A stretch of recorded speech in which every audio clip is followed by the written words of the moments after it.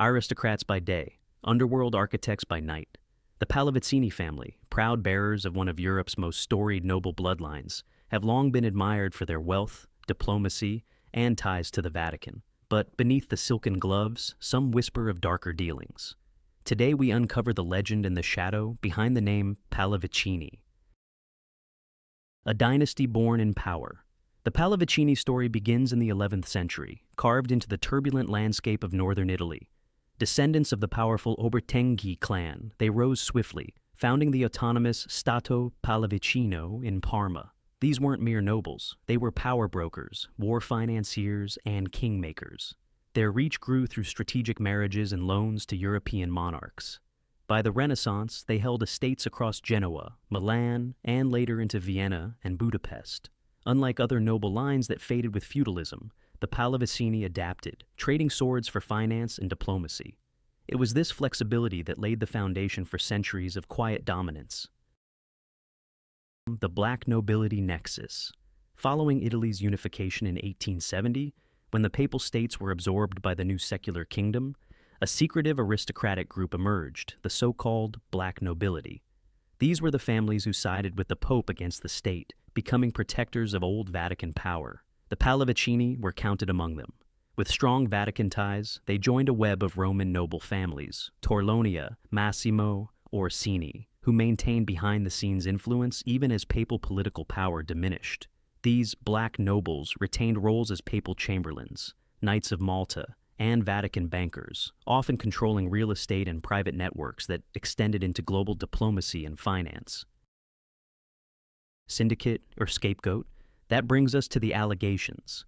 In online corners and shadowy documents, the Pallavicini name often surfaces alongside claims of elite control networks, linking banking elites, secret societies, and even organized crime. One infamous document, now widely shared online, alleges that the Pallavicini family helped orchestrate hidden financial empires alongside other noble houses like the Orsini and Aldobrandini. Some of these claims go as far as suggesting control over parts of the Vatican Bank, connections to European mafias, and involvement in covert financial operations during the Cold War. These theories often rely on circumstantial ties, shared board memberships, Vatican positions, or unverified meetings, rather than clear evidence. Yet the secrecy of the institutions involved adds fuel to the fire. Still, historians caution against conflating influence with conspiracy. While the Pallavicini undoubtedly played roles in major institutions, there's little proof they operated as a unified syndicate. Much of the narrative stems from Cold War paranoia, post-war monarchist frustration, and the modern hunger to find puppet masters behind global disorder. Faces behind the name. So, who are the Pallavicini today?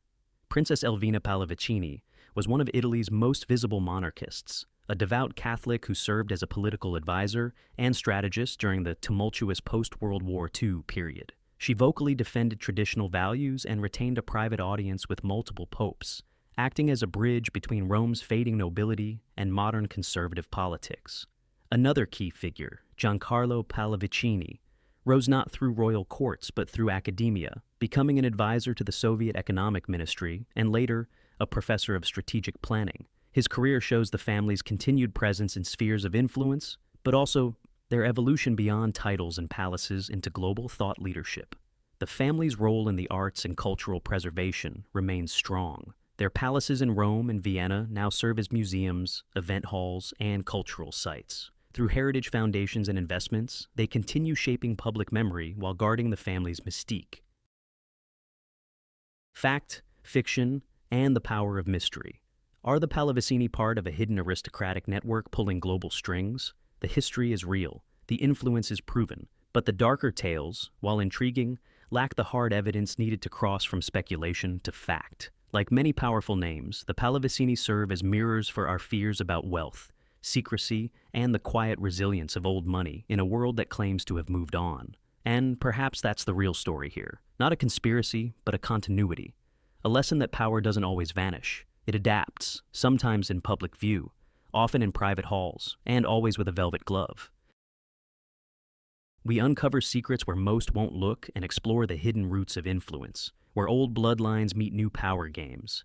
Do you believe noble families like the Pallavicini still hold sway in modern geopolitics? Or have we wrapped too much mystery around yesterday's aristocrats? Like, share, and subscribe for more of the world's aristocratic underworld.